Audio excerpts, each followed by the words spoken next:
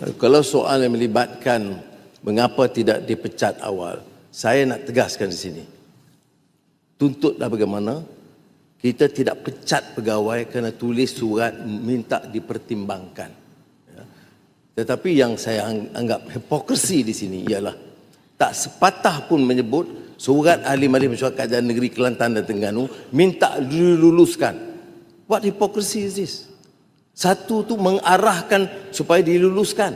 Tak disebut. Ketua minta penjelasan surat Terengganu tu daripada siapa? Daripada esko mana? Daripada siapa? Jangan umumnya tu. Dah ada. Suratnya ada. Kalau nak minta boleh. Saya tak maulah. Ya, biar ada siasatan. Tapi saya mahu. Surat mahu. Sebab ini mencemarkan imej. Ada imej apa bendanya.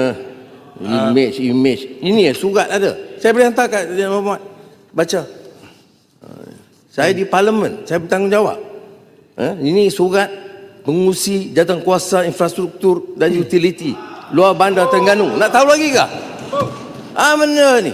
Nyata surat ni ada. Tak sepatah pun. Okey, terima kasih. Jelas, terima kasih. Terima kasih banyak. Gitu senang. Saya nak elak sebab ini parlimen. Kita buat biar siasatan lah.